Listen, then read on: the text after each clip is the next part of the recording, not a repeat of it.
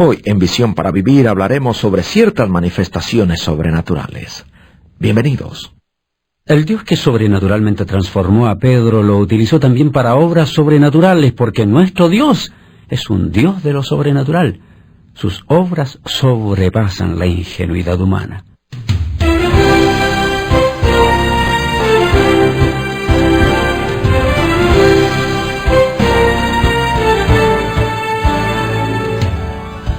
Por la gracia de Dios, Pedro fue transformado y en este pasaje de Hechos capítulo 9, versículos 32 al 43, Lucas nos revela cuán maravillosa llegó a ser la vida del apóstol Pedro. Sin duda que este apóstol fue usado por Dios para realizar obras que ningún ser humano puede realizar. Los milagros que Pedro realizó ocurrieron en una era de grandes milagros relatados en la Biblia. Estas manifestaciones no eran realizadas sin propósito. Dios hace todo con propósito. Estas obras portentosas servían para autenticar el mensaje del Evangelio y los mensajeros que lo compartían. Le invitamos a escuchar el mensaje titulado Manifestaciones Sobrenaturales. La base bíblica para nuestro estudio de hoy es el capítulo 9 del libro de Hechos de los Apóstoles. Observe, si tiene la posibilidad de hacerlo, en su Biblia los versículos 32 al 43. Allí Pedro estaba de visitas. Estuvo también allí Eneas. Estuvo con los santos que habitaban en Lida, dice. Y Pedro le dijo a Eneas: Jesucristo te sana. Levántate y haz tu cama. Y enseguida se levantó. Y lo vieron los que habitaban en Lida, y se convirtieron al Señor. También en Jope había una discípula llamada Tabita. Dorcas. Dice que era una mujer de buenas obras. Aconteció que enfermó y murió. Y como Lida estaba cerca de Jope, los discípulos, oyendo que Pedro estaba allí, le enviaron 2 hombres a rogarle: no tardes en venir a nosotros. Pedro fue. Llegó a la sala, le rodearon las viudas, estaban llorando. Entonces Pedro sacó a todos, se puso de rodillas y oró, y volviéndose al cuerpo le dijo: Tabita, levántate. Y ella abrió los ojos y al ver a Pedro se incorporó. Y él, dándole la mano, la levantó, y entonces, llamando a los santos, a las viudas, le presentó viva. Esto fue notorio en toda Jope y muchos creyeron en el Señor. Y aconteció que se quedó muchos días en Jope, en casa de un cierto Simón Curtidor. Relato de manifestaciones sobrenaturales. Fue John Newton que escribió la letra en inglés del himno Sublime Gracia. Él sabía lo que era eso. Porque habiendo sido un pecador, una piltrafa humana, Dios lo llamó. Por eso dice: Sublime gracia del Señor que a un infeliz salvó. Fui ciego, mas hoy veo yo, perdido, y Él me halló. Sería grandioso saber que una vez que recibimos la salvación nunca más volveremos a sentirnos infelices. Pero eso no es así. A decir verdad, Ray Ortlund escribió el libro Señor, haz de mi vida un milagro. Y es allí lo que aparece nada menos que un ruego. Señor, ayúdame en mi destrozado yo a experimentar cambios milagrosos. Conviérteme. Me apropio de tu gracia para que hagas esto. Pienso que en la Biblia no hay ninguna otra persona que conoció mejor esa medida de la gracia que el apóstol Pedro. Apenas al mencionar su nombre sentimos una especie de cosquilleo por dentro, pensando, pues bien, si el Señor pudo usar a un hombre como Pedro, tal vez hay alguna esperanza para mí. Pedro era todo un personaje. Primero pescador. Tenía el negocio en sociedad con su padre, era casado, tenía familia, llegó a ser un discípulo. Luego fue promovido a apóstol, fundó la iglesia en el primer siglo y según la tradición fue crucificado cabeza abajo como mártir. Pero en su peregrinaje que le llevó a ese gran final de su vida, Pedro tuvo un tiempo en que fue un pródigo. Y gustándonos como nos gusta juzgar y criticar, la mayoría recordamos a Pedro en ese estilo, desafortunadamente.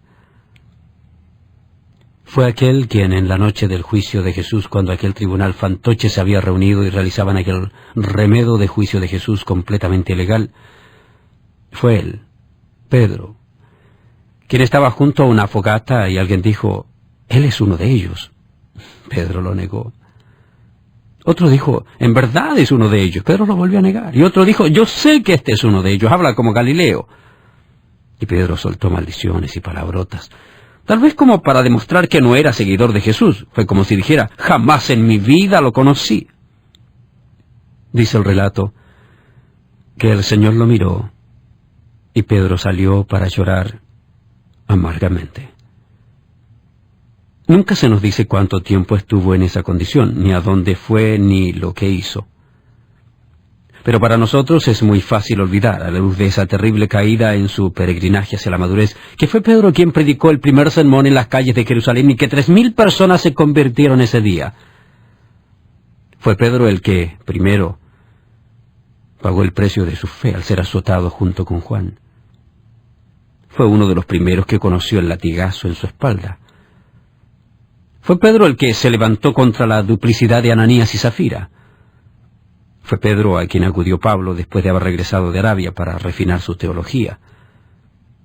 Fue Pedro el que llegó a ser el portavoz de la iglesia primitiva. Piénselo. Sublime gracia.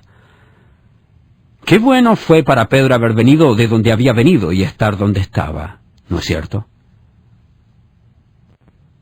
Déjeme decirle, su vida es un milagro.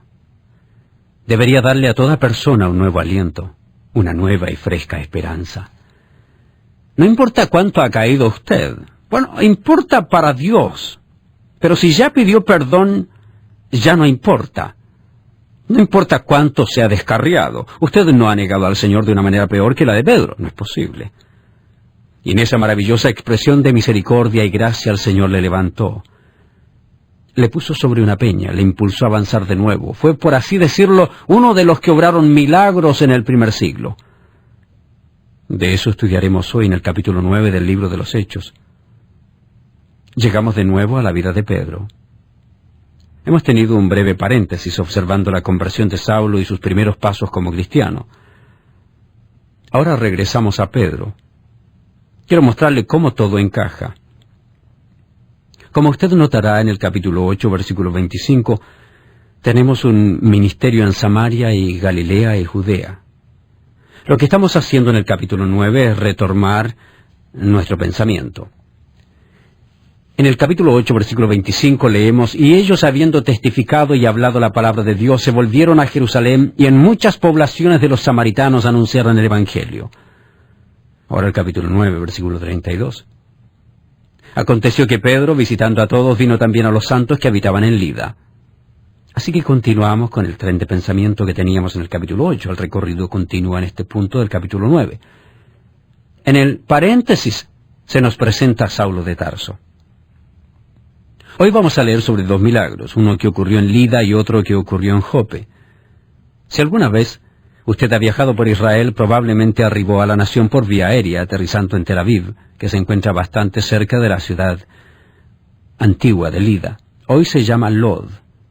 El aeropuerto actual se halla en Lod. Es la misma ciudad de Lida que encontramos en el capítulo 9. Así que vamos a ver un milagro que ocurrió en esa ciudad y luego otro que tuvo lugar como a unos 15 kilómetros de distancia en Jope. Es fácil para nosotros dejarnos informar mal respecto a los milagros, así que quiero hacer una declaración que podría ser alarmante si no se la verifica. En las Sagradas Escrituras los milagros son la excepción, no la regla. ¿Me escuchó bien? En las Sagradas Escrituras los milagros son la excepción, no la regla. Se los halla con mucho menos frecuencia que lo que la gente quiere hacernos creer. No estoy diciendo que Dios no pueda hacer milagros a su voluntad. Siempre los hará. Esa es prerrogativa de Dios. Lo que estoy diciendo es que un buen número de milagros realizados uno tras otro en un periodo de tiempo es la excepción, no la regla. Hay 3 grandes eras de milagros en los días de la Biblia. La una fue la era de Moisés. La otra fue la era de Elías y Eliseo. y la otra fue la era de Cristo y los apóstoles. Quiero darle algunas de las razones por las que Dios realizó milagros. Le advierto, Él puede realizar cuando quiera y como quiera, pero el patrón de conducta que vemos acá nos indica algo. Piense primero que la Biblia que tiene en sus manos hoy es la revelación completa de Dios, es decir, todo lo que Él quiere que usted sepa por escrito respecto a sí mismo está en la Biblia, el Antiguo y el Nuevo Testamento, 66 libros. Eso es todo. ¿Se ha dado cuenta usted que por muchos años la gente no tenía una Biblia? En los días del Antiguo Testamento, por supuesto, no había el Nuevo Testamento. Además, por la mayor parte del primer siglo tampoco se habían compilado los libros del Antiguo Testamento. La gente estaba virtualmente sin ningún registro escrito de la obra de Dios, o en el mejor de los casos, por años todo lo que tuvieron fue un registro incompleto. No fue sino hasta el siglo II de nuestra era que la Biblia quedó compilada como la tenemos hoy, y hoy podemos confiar en ella como la palabra escrita de Dios. ¿Qué quiere decir esto? Quiere decir que cada vez que Dios les pedía a sus portavoces que hicieran una obra, Él tenía que validar su ministerio. Lo hizo por medio de los milagros. Por ejemplo, si usted quiere conocer hoy la validez del ministerio de algún individuo, abra su Biblia. Verifíquelo por lo que ella dice. La Biblia es un manual para la vida y la práctica. Si la persona se sale de la Biblia, no es un ministerio al cual debe seguir. La Biblia será nuestra guía. ¿Cómo podían en aquel tiempo saber si el individuo estaba ajustándose a lo que Dios decía? ¿No estaba la Escritura completa? Así que cuando Dios llamó a sus portavoces a ciertas clases específicas de ministerio, les dio milagros, como si dijera, con signos de admiración, este es mi instrumento, mi portavoz, mi profeta, escúchenlo, por eso hago milagros. Les repito, no significa que Dios no pueda hacer milagros. Pero Dios hace todas las cosas con propósito. Tome a Moisés, por ejemplo. ¿Por qué Dios hizo milagros cuando Moisés fue a ver al faraón? ¿Recuerda usted? Déjeme darle un par de razones. Primero que nada, para establecer la autoridad de Dios sobre la autoridad del faraón. Era una competencia de autoridad cuando Moisés estuvo frente al faraón. ¿Recuerda? El gobernante egipcio. Hubo un milagro. Lo imitaron. Luego otro más. Pero finalmente Dios venció, como para decir, yo envié a Moisés. Yo soy el Dios todopoderoso, el Dios de los cielos. Yo soy el Dios a quien deben seguir. Yo soy el Dios que hago milagros. Y este es mi siervo por medio del cual hago los milagros. Eso es lo segundo. Primero, los milagros cumplieron la función de autenticar, certificar, validar el ministerio. Segundo, fue para autenticar al siervo, a Moisés. Ahora, nosotros vemos a Moisés en retrospectiva, lo vemos como un gran hombre de Dios. ¿Quién puede dudar después de leer acerca de Moisés, que Moisés era el enviado de Dios? Pero, ¿se imagina usted que llega hoy un hombre a usted? ¿Usted es el gobernante de una nación?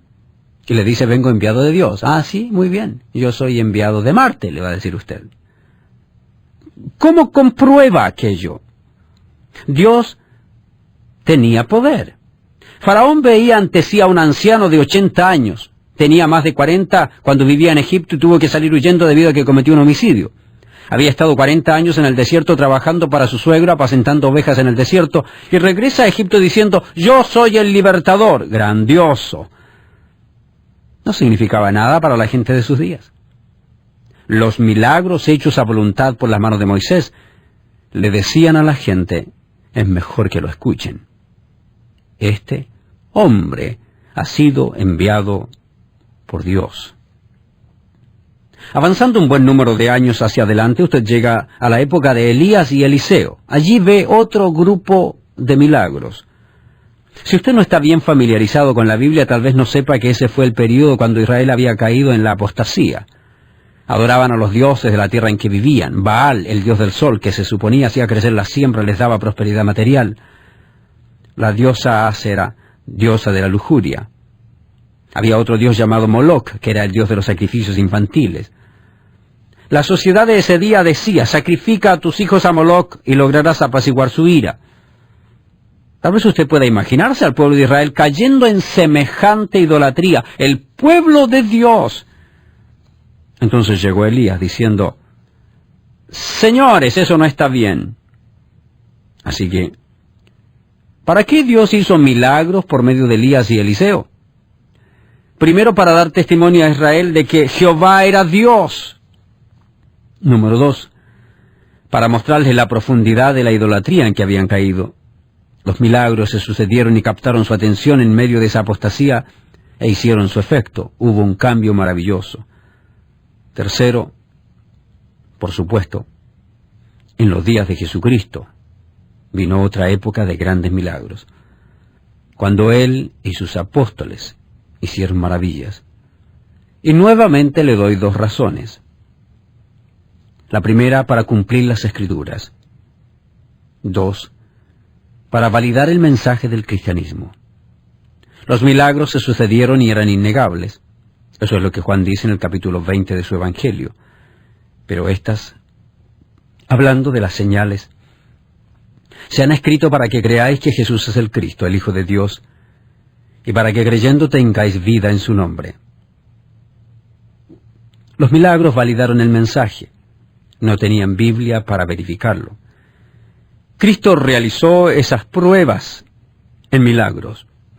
Ahora, al llegar al capítulo 9 de Hechos, no nos sorprende hallar a Pedro, cuya vida ya era de por sí un milagro, participando también de un período de milagros. John Walworth escribe en su libro El Espíritu Santo las siguientes palabras: una exhibición nada usual de milagro no es característica ordinaria de cada generación. El predicador de hoy no necesita la evidencia externa de la capacidad para sanar o hablar en lenguas o hacer milagros para substanciar la validez del Evangelio. Más bien, la palabra escrita habla por sí misma y es respaldada por el poder convencedor del Espíritu Santo.